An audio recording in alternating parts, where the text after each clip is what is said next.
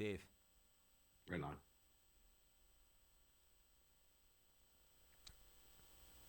Dave, I got to tell you, the hardest work I've ever seen in my entire life. Or smartest, right? Either one. I tell you what, I always pride myself in never being at work. I know that's a big, phrase in entrepreneurial space, but every single time my phone goes off, it's David Meltzer is live. LinkedIn, Instagram, everywhere. I absolutely love it.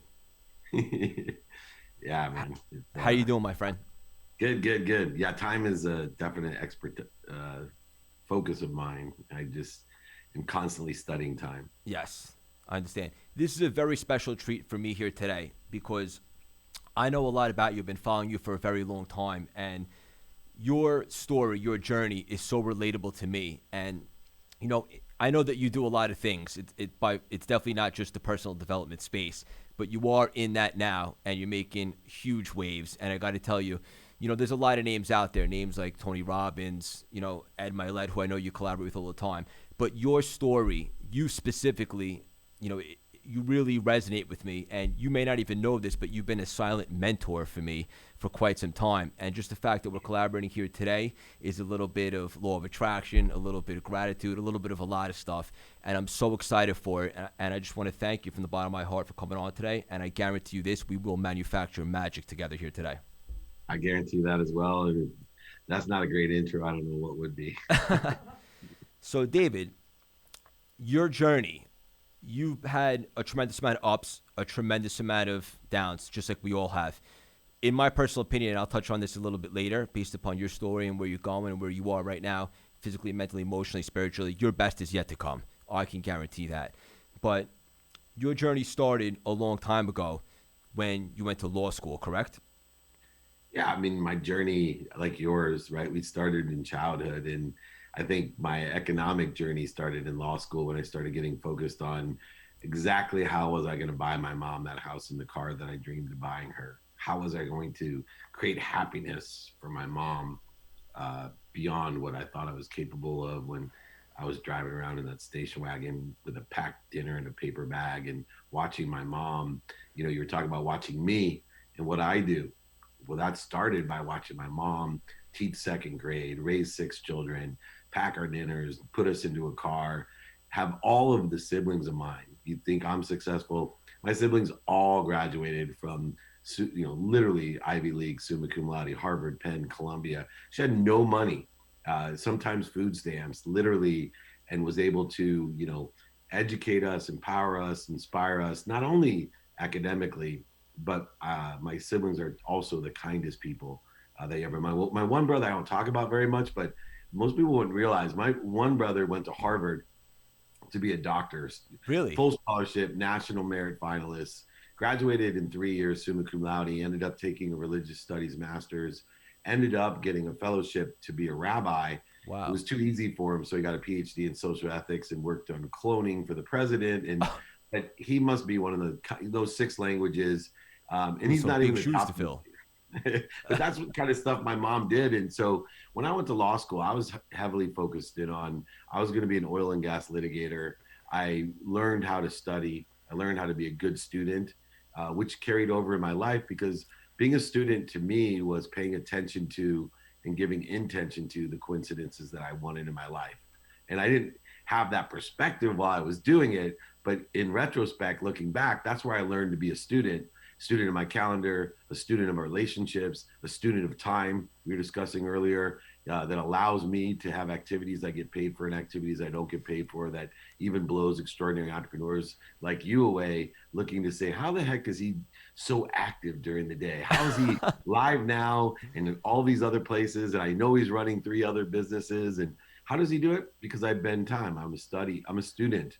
And so in law school, graduated, my goal, remember, is to buy my house in a car. Why law school is so interesting is I think it's the anomaly of why people get screwed up in their lives. I myself was in law school because I had a mom who cared about me. And she always said, probably like your parents, something along these lines: doctor, lawyer, or failure. And I know many different cultures were driven by guilt Oh, and because yes. we love our parents. Yep. And, for me, I was so blessed. Unlike my siblings, even, I was so blessed because I just wanted to be rich. one advantage of only wanting to be rich is you always keep your options open. You're always looking for something that pays more. Yes. Where if all you want to be is a doctor, you're not looking for better or different. You've already closed your point of entry. You've limited yourself Tunnel in an vision. abundant, limitless world. I never limited myself, so I got in the habit of always, pimping myself out to the highest bidder, and that's how I ended up getting into the internet. Because I literally I sat on my bed in law school. Entrepreneurs, you should appreciate this. I sat on my bed in law school and prayed to God. I said, God, you give me enough money to buy my mom a house and a car. And now I added to my dream because I had law loans. I said, and pay back my law loans. I said, if you can do those three things for me, I'll shovel shit with my hands 6 hours, 6 days a week, 6 days a week, 12 hours a day in gratitude. Twice on And Sunday. right. And this is a land of immigrants, man. I still know people that tear up when they understand the opportunity that we've been given in America, that with nothing again, anytime, all you need to do is through that attention intention, create the coincidences of extraordinary wealth, world wealth that is incredible. And you can do it no matter who you are, whether you speak the language, don't speak the language. And that's what I did in law school. I decided to take a sales job because it paid 250 grand a year, but I ended up making $1 million in my first 9 months and buying my mom a house, a car, and paying off my law loans. Must have a lot of sales skills. I couldn't notice.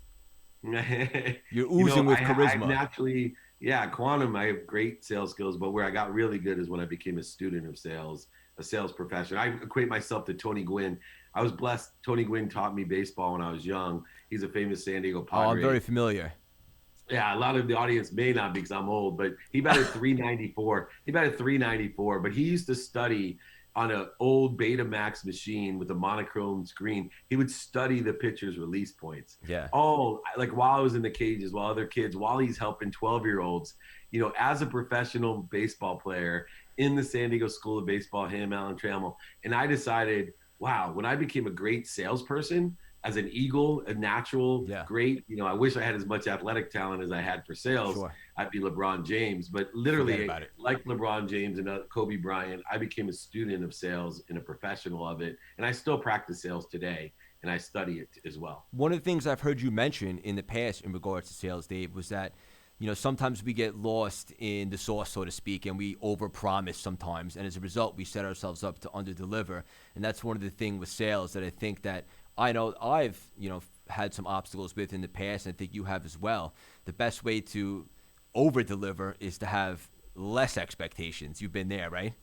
Yeah, credibility is the number one thing that I focus in on and have learned in sales. Secondly, find people with open minds. But that credibility, I was a liar, a cheater, overseller, manipulator, and back-end seller. Let me be quite candid. It wasn't just, mismanaging expectations. I found that a lot of great sales reps don't rely on the value that they can quantifiably articulate. They actually over-exaggerate, oversell, back-end sell, manipulate, and even sometimes lie to get those big commissions. And the bigger the commissions, the easier it becomes to do. And so I have found a new enlightenment of value and working from that context. I quantumly have a nature to oversell and, to add on the fluff and the features and benefits. So I'm constantly practicing to stay within the truth and to keep my credibility where it's at. And it's a very difficult challenge for almost all human beings, let alone people that may come from the natural, I can sell ice to Eskimos. Right. I'm a great storyteller, a lot of energy.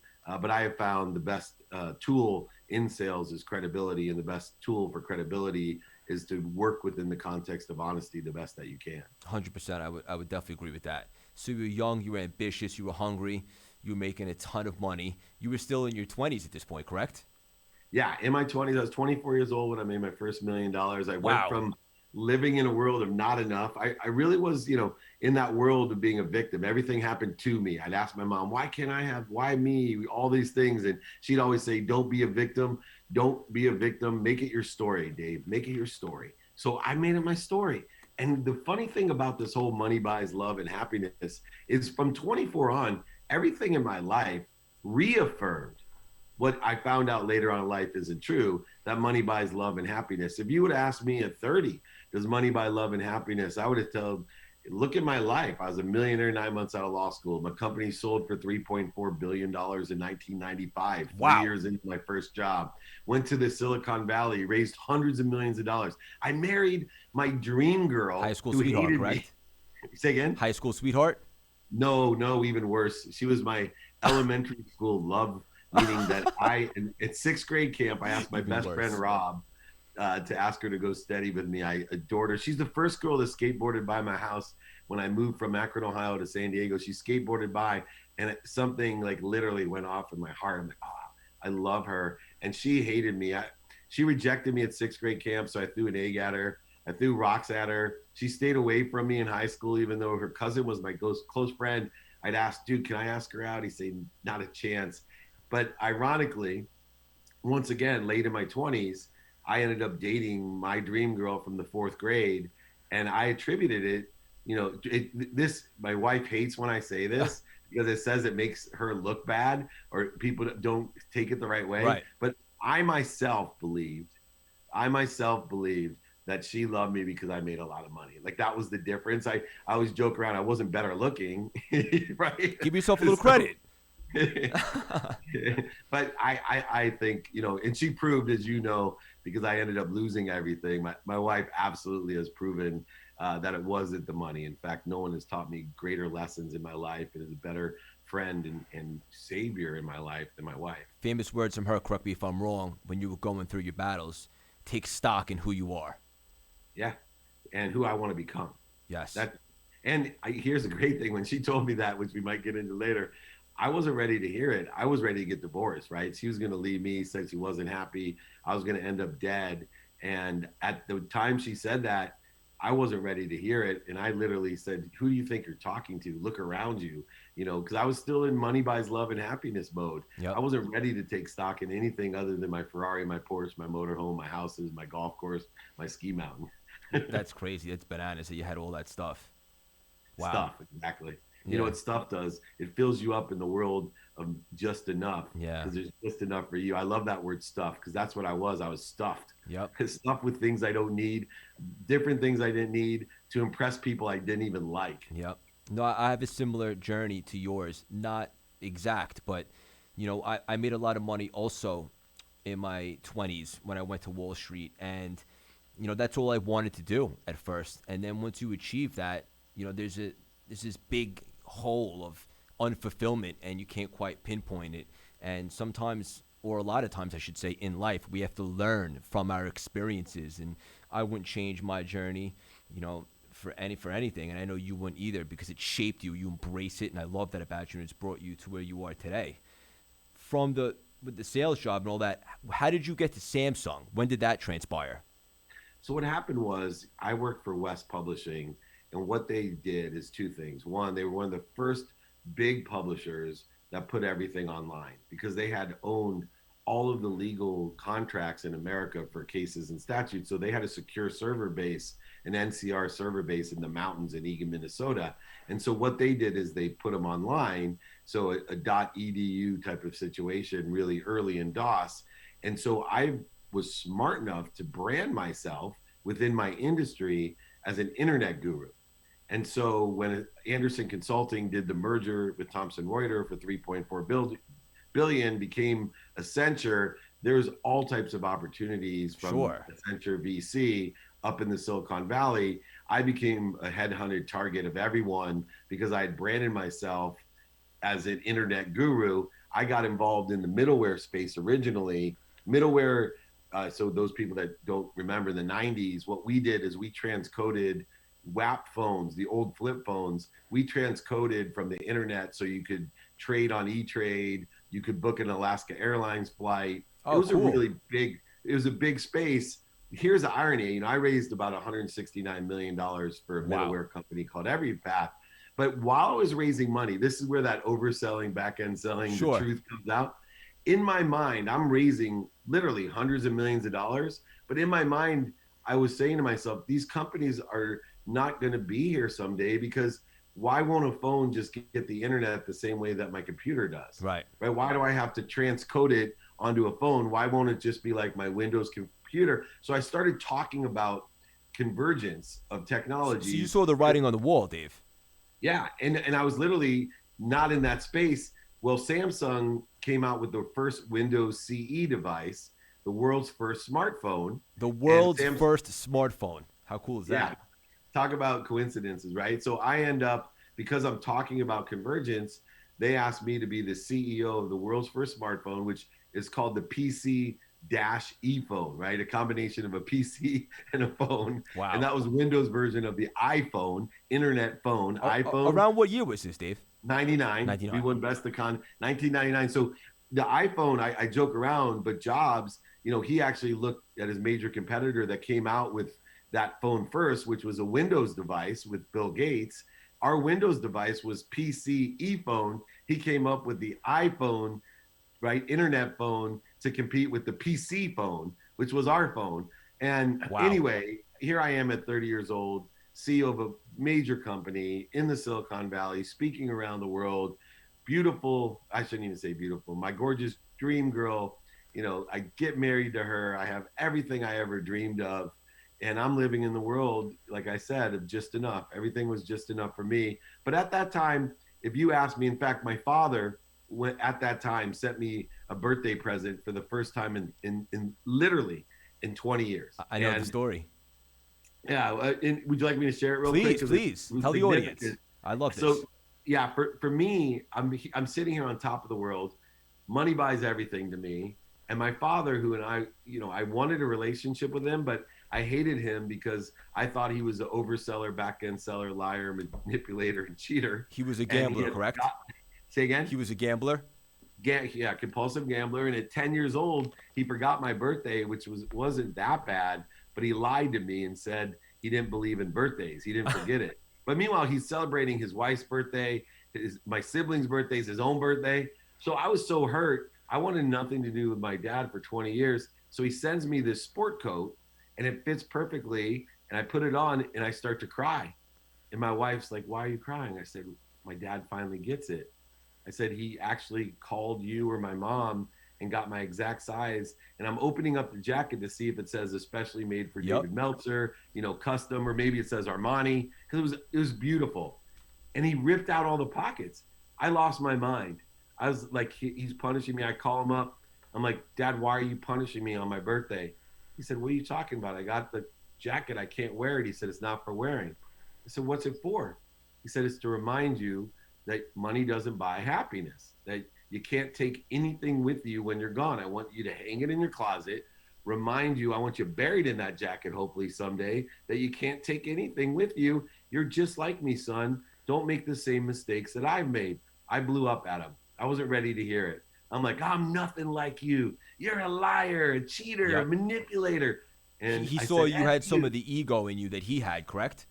Oh, I had all of him in me. I would say, it took me years to be grateful and to understand that, I am my father's son, Yeah. and that I could Embrace it. utilize the greatness that he had given me ancestrally, genetically, but also temper it and in a way that it wouldn't destroy me. And he was trying to do the same for me. Ironically, that jacket would save my life, even though I wasn't ready to hear it. In 2006, about 6 years later, I'm running the most notable sports agency in the world, a place called Lee Steinberg Sports and Entertainment. Most people know Lee from the movie Jerry Maguire. I know I'm getting old, but it's still a favorite out One of my there. favorite movies of all time. Mine too. And I'm sitting on top of the world, multimillionaire. I have 3 daughters under 10. I'm married to my gorgeous wife. I have anything I could ever want to buy, and I got the coolest job in the world. I'm basically Jerry Maguire. Well, meanwhile, my best How friend cool is Rob, that? It's awesome. it was awesome. But my best friend Rob from the fourth grade, the guy who asked my wife to go study with me at sixth grade camp, and my wife said no, tell him to ask me himself. I took him golfing, and I asked him, "Hey, let's go to the Masters. We can go back to the cabins with Curtis Strange. We can hang out with, Warren Moon, my business partner, and Chris Carter and Shannon Sharp. All these amazing guys are there. Fred McGriff. These are old baseball and football guys." He looked at me. He's like, "No way." I was like, what do you mean, no way? The Masters is the #1 bucket list thing in sports. I'm going with the most famous, coolest people on earth to the coolest parties ever. How can you say no to me? He goes, I don't like who you hang out with, and I don't like what you guys are doing. And I looked at him like, Rob, what are you talking about? I'm not doing what those guys are doing. And he looked at me and he said, Dave, you can lie to me, but don't lie to yourself. Yep. And man, that hit me. It still chokes me up because, there's a book out there, Don't Take Yes for an Answer. Yep. I would train my athletes and celebrities, don't take yes for an answer. Find people who are going to be honest with you. You got to have people around you that are going to tell you the truth. Absolutely. I wasn't ready to hear the truth, and Rob was ready to give it to me, and I was crushed. 2 weeks later, though, is when my wife told me, as I came home at 5:30 in the morning, wasted from lying to her. I went to the Grammy Awards with Little John the Rapper, told her I had a business meeting, changed clothes in the car. I came home. My wife told me she wasn't happy. Better take stock in who I was and what I wanted to become. So Dave, just to interject for 1 second. When your dad gave you the jacket 6 years before this, essentially for the audience, such an important message. The reality is, no matter how much materials you stock up in your life, when it's over, because at the end of the day, we are on borrowed time. Everybody, at some point, that's it. You can't take the stuff with you. And your dad tried to teach you that, and you said it was one of the most valuable lessons you learned, but it didn't hit you until years later. Is that right, Dave? Yeah, so that's exactly where I'm going, right? So my wife tells me that I better take stock in who I was. I get mad at her, right? I got a need to be offended, a need to be right. I'm like, do you know who you're talking to? Look around you. How dare you? How dare you say you're not happy? Are you kidding me? You've never worked. We have a live-in nanny, 3 beautiful daughters. There's not one thing you've ever asked for in our marriage that I haven't given you. How dare you tell me you're not happy? Sure. How dare you tell me I'm not enough?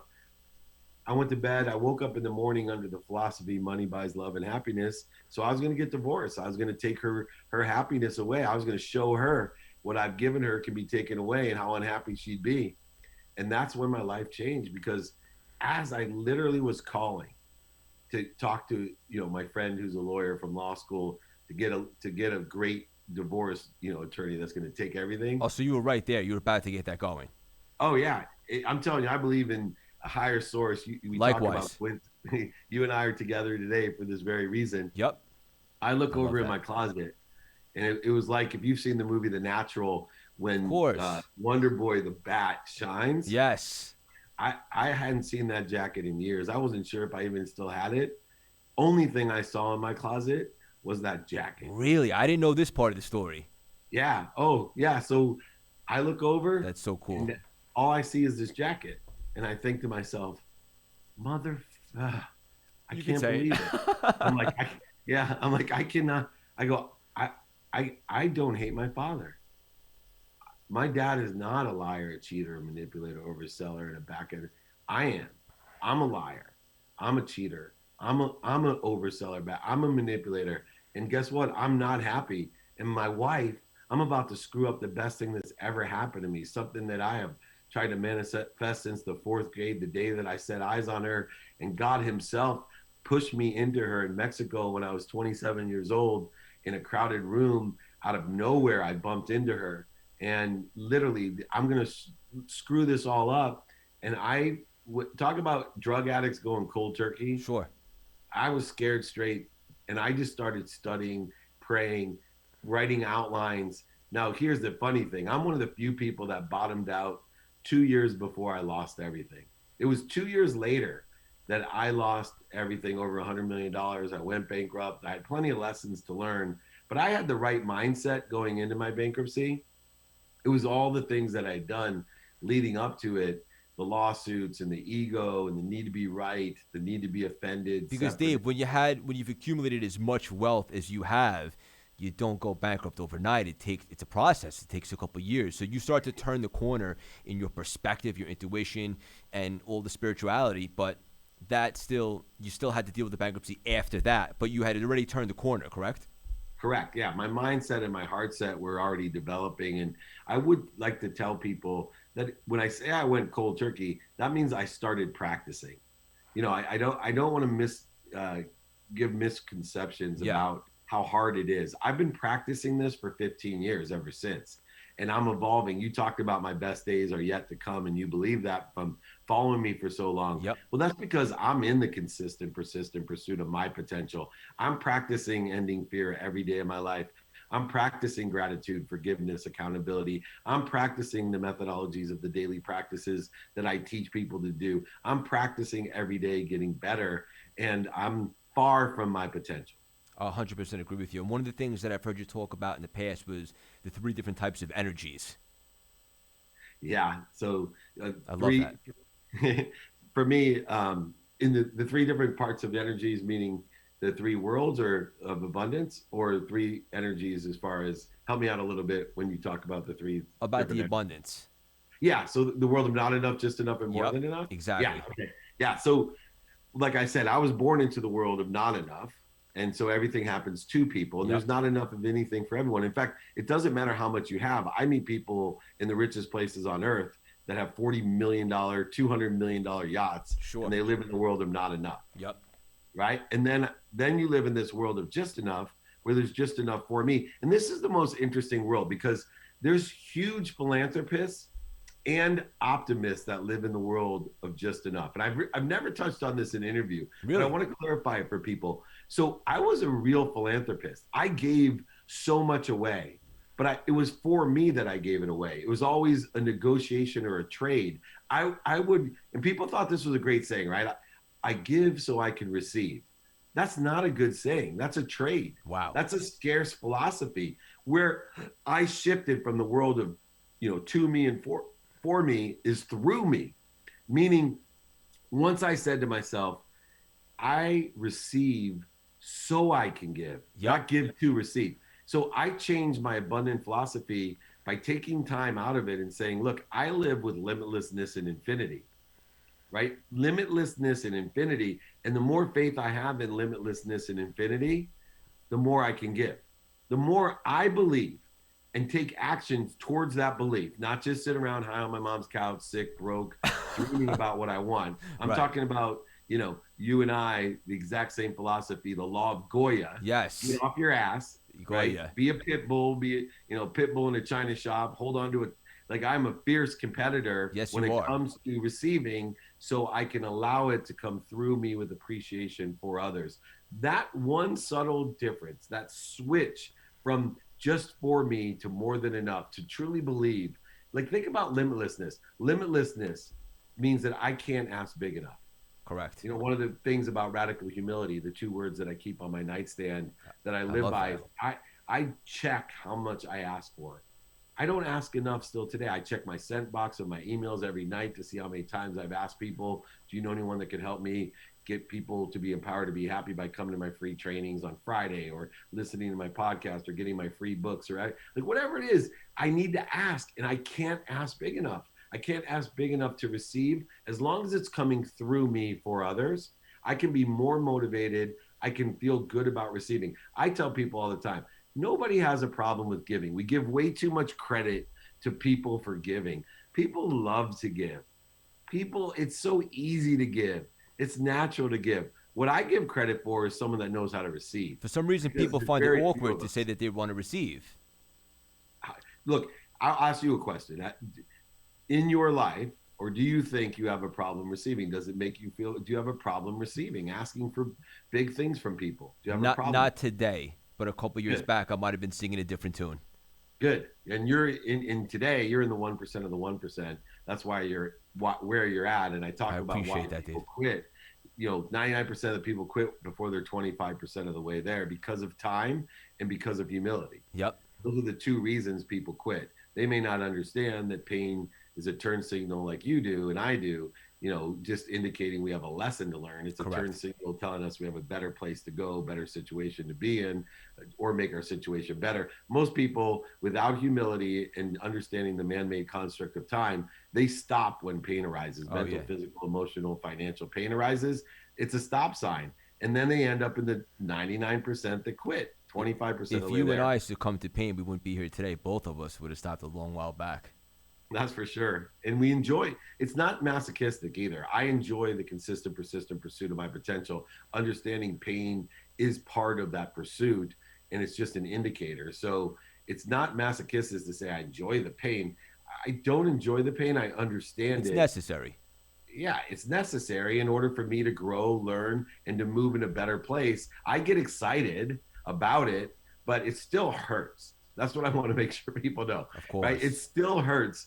And I'm still my ego driven. I'm still insecure. You know, if a guy doesn't call me back, or I'm not invited to something, or all these other things that are painful in our lives that create interference, void shortages, obstacles, corrosion between us and everything. I'm still working on clearing that, but I end up spending minutes and moments in the ego-based consciousness, not weeks, months, or years like I used. Likewise. Listen, it's a journey. This whole thing called life, it's not a destination. We're constantly learning, we're constantly evolving, we're growing, we're blossoming. And people like me and you know, we're very fortunate to have gone through the ups, the downs, we bounce back. We have an idea now of life. We've really lived. You know, a lot of people out there, a lot of people that, you know, my coaching clients, when I started up with them, they're just existing and they're just kind of coasting. And the reality is if the pandemic taught us anything, it's just how unpredictable life is and how, you know, things can stop. And I hate to say it like this, but you never know what tomorrow brings. You have to find your passion. You have to really, you know, find what you want in life and then go after it. And I love the fact that you don't shy away from all the problems that you've had and the obstacles that you've had. In fact, that they shaped you, you're a better person for them, and you've completely transformed. And the fact that you serve now and you give back and all the lessons that you learned, you're giving back out there for the world. So if possible, you know, some of the people out there don't have to make some of the same mistakes that you and I made. And I think that's so special. And I love that you thrive on that to help people and see that light come on and that fire come back. Yeah, I think too many people live their life as a tube. My uncle Larry told me, be careful of those people that live their life as a tube. All they're concerned about is putting it in here and letting it go out the other side. That's their whole existence. Yep. There's no fire, there's no passion, there's no purpose, there's no pursuit, and then there's no profitability. Yep. You know, I work within the context of blending two currencies. One, the currency of money, which is an object of energy that we put into the flow to get what we want. Money doesn't buy happiness or love, but what it does do is allows you to shop. And if you shop for the right things, utilizing the other currency, faith, faith is an object of energy you put into the flow to get what you want in a universal sense. If you use faith to buy what you want with your money, I promise you, you'll be happy. Yep. 100%. Dave, real quickly, how did you get into the sports one? How did that come about? Great question. So, number one, I lucked out, coincidence, but I helped a friend with a reality show. I had left Samsung, the PC phone, became an investor, a real estate investor, an angel investor, an entrepreneur, and I was helping a friend. My wife, at this time, I was drinking and partying way too much, so my wife told me, you know, I needed to get a new job. Instead of, you know, pretending I had one by being an entrepreneur. Sure. I was making a ton of money. And so I got offered a job to be the president of TELUS in Europe, their data division, as an executive. And it was a high paying job, not millions, but, you know, a high paying executive Sure. job. But I'd be away from my family, away from my friends. And my friend asked me to represent him in a reality show with Magic Johnson called Showtime. Well, I wasn't a lawyer. I practiced never, and I passed the bar only because my mom made me take the bar. Right. So anyway, I went up to meet Lee Steinberg to negotiate this reality show, and within 48 hours, he hired me to be CEO of the most notable sports agency in the world, where I met Warren Moon, the Hall of Fame quarterback, who was a partner and client there with the sports agency. Warren and I, when Lee's drinking got really bad, decided about 11 years ago to spin off a marketing and media company that didn't represent the celebrities and athletes, but used them to bring to the biggest events that we love to go to: Super Bowl, Pro Bowl, Masters, Kentucky Derby, Breeders' Cup, ESPYs, Emmys, Oscars, Grammys, in order to bring the biggest brands and the biggest people and charities all together to make a lot of money, help a lot of people, and have a lot of fun. I called it the Bug Light business. That's awesome. Instead of representing and babysitting, we use the celebrities and relationships we had as bug lights to make money, help people. I've heard you use the term Philanthropy Pimp. Yeah, so I gotta tell this story because I rarely get to. Please. The greatest ego award I've ever won. I won the Ellis Island Medal of Honor, and that's not an ego award. that was a beautiful honor for my grandfather coming over here as an immigrant, and That's just amazing. establishing. Yeah, that was cool. But I won the Variety magazine Sports Humanitarian of the World of the award, and it was Matthew McConaughey, Morgan Freeman, myself, Gina Rodriguez, Seth Rogen. I mean, Wow. you're talking about huge people. So I get up on stage, the Hall of Fame wide receiver from Buffalo, God, drawing a blank. He announced me. He's amazing. Andre Reed. Andre Okay, Reed, sure. and he was making fun of me. He's like, because I was knighted. He's like, Dave Meltzer, knight. What in? So anyway, I get Knighted. I up like there. that. I love this because I said, I know everybody out here is thinking two things. One, who the hell is this? Right? Because you have all the other names.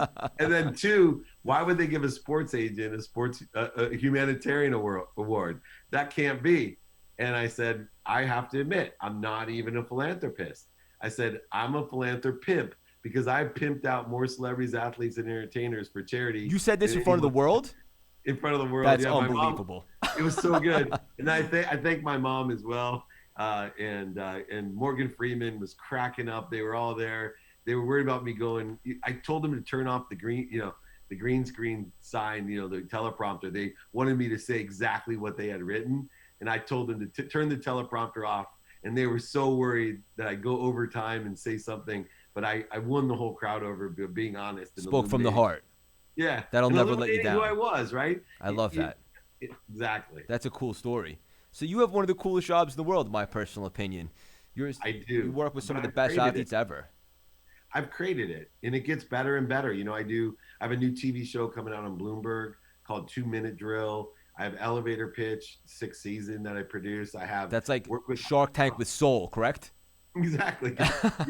You really have studied me, man. Yeah, it's my I'm a and hard 2 Minute worker. Drill is even better because it's just the pitching side. I've got $50,000 worth of cash and prizes for the winners.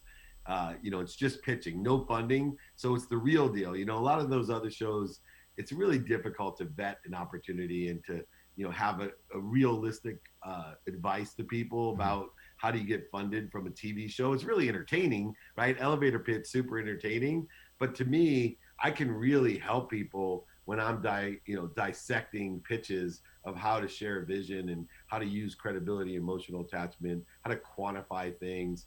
I can really help people, and I'm super excited about the show we have. Sure. And I love your podcast as well, The Playbook, because similar to mine, it's about speaking to very recognizable names, but seeing how they overcame adversity and overcame struggles on their way to success. And I love that about you because, a lot of people know the bigger names that you've had on your show, Brett Favre, etc., Ed Milet and so forth, and most of the athletes, but they don't always know the vulnerability and the vulnerable side. And you expose that and you talk about how to show the average person listening that these people go through the similar same things, if not even wilder, and there is light at the other side. In fact, your best life is in front of you, and I love that you discuss that and make an effort to do that.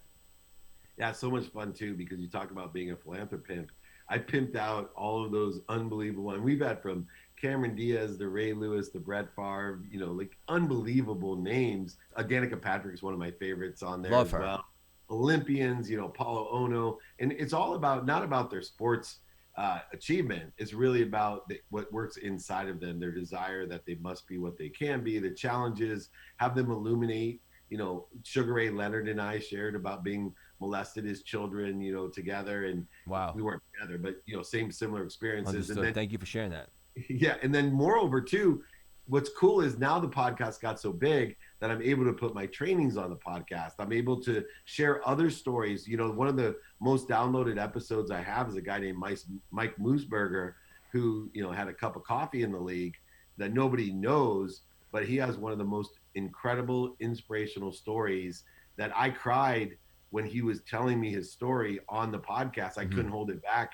It was, if you haven't checked it out, it's probably one of my favorites. It's the most downloaded episode I have. Wow. My training, it also makes me feel good because now my trainings are featured on Spotify, but my trainings that I do for free to empower 1,000 people like you, to empower 1,000, to empower 1,000, to change the collective consciousness of happiness. You're one of the Meltzer 1,000, whether you like it or not. I love it. Yeah, these trainings that Spotify now features on a playlist, they're getting tons of downloads. So I started my trainings over 20 years ago, just literally 6 salespeople for free. And then more people from the office started coming to him. And then people from the community started coming to him. I laugh about the pandemic because I pay for lunch for everyone. So we were getting to a point where, a couple hundred people would come to one of my trainings or meetups, and I do them for free. And I give books for free to everyone. So it was costing me a fortune to do my free trainings. I was blessed to do the Zoom side for 2 reasons. One, over 20,000 people register for trainings every Friday to come. That's amazing. And then many, many more watch the replays, featured on Spotify and all Entrepreneur and all the platforms. So I was joking around with Colleen, the president of my brand. I was like, oh, thank God I don't got to buy all these people lunch. And then Blaze Pizza stepped up and they were like, hey, let's work a deal. We'll give free pizza to everyone that comes to your training. That's awesome. That's cool. And for the audience listening, Dave's free trainings are unbelievable. They're second to none, and they're extremely valuable, which is most important. Dave, your journey is unbelievable. It's so relatable to me because you had a lot of highs, you had a lot of lows, and then you bounced back, and now you're flying. And like I said earlier, the best is yet to come for you. What's the best advice that you can give someone that's going through a really tough time where they think that they're at rock bottom and the walls are caving in? Aside from the jacket that your dad gave you in the closet, which was a beacon for you, what's the mindset like that's required to make that necessary shift to really ricochet off the bottom and then start powering through? 2 things. One, practice ending fear. So the 4 steps that you can take to practice ending fear, because that's what's holding you down right now. That's why you feel stuck and scared, etc. Is 1, identify what you're afraid of. There's primary fears that Freud quite clearly indicates we have, and then there's secondary fears. I have learned and listed in practice, understanding that I have a terrible need, a need to be right, a need to be offended. You got a need to be offended. It'll be satisfied instantaneously. I wish we could fill the world's need to be fed as fast as it needs to be fended. Yes. You step outside with the need to be offended, it'll take you 3 seconds. 3 seconds tops. Yeah. Need to be right, separate, inferior, superior, anxious, frustrated, guilty, fearful, resentful, all of these needs. So 1, identify when you have the needs, and then 2, stop. Don't try to fight it. Don't try to resist it. Just stop. When you say to yourself, God, I have this need to be offended. My mom shouldn't have said that about me, or what. Just stop and then breathe. Breathe, drop. Breathe through your nose, out through your mouth. Find a center, find peace. Forgiveness is a bridge to get you there. This is so valuable. Yeah, and when you stop, use that bridge of forgiveness to get you to peace, and then roll in the right direction. The thing that I use as a lesson is when you are in ego-based consciousness, the primary fears that Freud talks about, or the secondary fears that I listed and have identified for myself, your mind, your body, and soul are on fire. Remember, when you're on fire, stop, drop, and roll. And then finally, after you do that practice of ending fear, the easiest action to take is don't worry about yourself. Go do something for someone else. Do a good deed if you can't find someone else. Pick up trash, put carts back at the grocery store. Do whatever, do good deeds. And I promise you that your energy will shift immediately. That's huge. You cannot live in a place of negativity when you're doing good for others. So stop, drop, and roll. Be a ferocious Buddha. Identify those fears. You're very big on energy and frequency and vibrations. I love that. And then do good deeds. So I always say, be kind to your future self and do good deeds. Your life will change exponentially. I love that. Dave, I want to just let you know, one thing that you always say that really resonates with me is become more interested instead of interesting. And for me, that takes me back to when I was on Wall Street and I was just coming up, and there were 200 veterans in there, and they used to always have to kick me out when they would do meetings. I would pick their brain. One last question, please. And then when I was studying NLP, which is all about the mindset tweaks, and it's a technology to rebuild your mindset, I used to work with my coach, my mentor, and Craig, it's time to go, please. I have to close up. One last question. I was so interested in just being a sponge and just soaking up all the knowledge. And I'm doing that here today with you because you have a lot more experience than I do. Tell the audience real quick how important that is to be interested as opposed to interesting. Well, we're an expanding universe, and you want to live in the learning zone. And if you don't explore more information, The only thing about exploring more information is the more information that you gather, the more information you realize there is to gather. So your challenges keep expanding and growing and accelerating. But if you have that mindset of expansion, which is indicated by your interest, not being interesting. Don't talk about features and benefits when you sell. Don't brag about yourself. Don't talk about yourself. Learn about yourself. You cannot find outside of you what you don't find inside of you. So part of being more interested than interesting is learning about yourself, learning to love yourself so that you can give what you receive, so you can learn to love other people, forgive other people, be accountable. All those things stem from that great lesson my brother taught me when I was 18 years old, to be more interested than interesting. What I love about you, Craig, is you have indicated exactly what I tell people as far as practicing being more interested than Yes. interesting. And it's like, keep asking questions, ask questions, ask. You can't ask enough. You can't ask big enough. I promise you, keep asking, display radical humility, grow, learn, accelerate, live in the learning zone. You will expand so your anxiety zone becomes the size of your learning zone, and a whole new realm will be available to you. Your perception will change, and you'll be able to help more people by making more money and having more fun in your own life. I'm going to take your advice. With that being said, I'm going to ask you something that probably no host of any podcast has ever asked you, because sometimes they might have an ego, or they might ask you, what advice do you have for the audience? I'm going to ask you straight up, man to man. I'm a huge fan of yours. Everything that you're doing, your journey, your mentality, your energy, you're living in a state of gratitude. I recently left my stable businesses on Wall Street to start my personal development business, which is my absolute passion in life, which it fuels my fire. And everyone thinks it's an overnight success because the following has grown so quickly, and I'm very grateful for that. The message is obviously come across as very relatable, and I try to be as humble as I can. What advice can you give me to continue climbing, get into the right rooms, and talk to just such amazing people like you, so this way I can inspire even more people on a grander scale? Two things. One, ask people like me for more guests. So obviously, we got to where we are by asking other people for help, and all those great people that you know. I just was with Andy Frisella before, and we have helped each other. And Ed Milet and Jim Quick and Gary Vaynerchuk especially has helped me. So please ask me for help, and we'll get more people on there. But the best piece of advice that I have beyond that is the advice that Gary Vee has been giving me since the day I met him, and that is simply, you cannot post enough of your content. So you got terrific content, capture it, amplify it, Thank you so perpetuate much, it. Dave. Literally, Craig, until the people who love you and like you tell you, dude, you're posting too much, you're annoying the shit out of me, you haven't even hit the bottom of where you should be posting. There's 4.4 billion people. You got to post, post, post, post. Do not give credit to the human mind. We do not remember things like you think we remember it. Wow. So post, post, post, post, post. You got to grow faster, more, accelerate. Those two turn to 4 to 8. Don't. That's the exact advice I needed to hear. Thank you so much for saying that, Dave. Where can the audience find you? Where do you hang out the most? Well, email me directly is the best way, david@dmeltzer.com, at David Meltzer, or just Google David Meltzer. You'll find me. I appreciate everyone. Please come to my free trainings. And if you miss it, like I said, all the replays are featured on Spotify, Entrepreneur, every platform. You can find the playbook or my TV shows. Go ahead, David Meltzer, david@dmeltzer.com. Dave, I just want to let you know you are the definition of perseverance, grit, heart, from your battle of bankruptcy and rock bottom to rebuilding yourself, redesigning your impact on the world.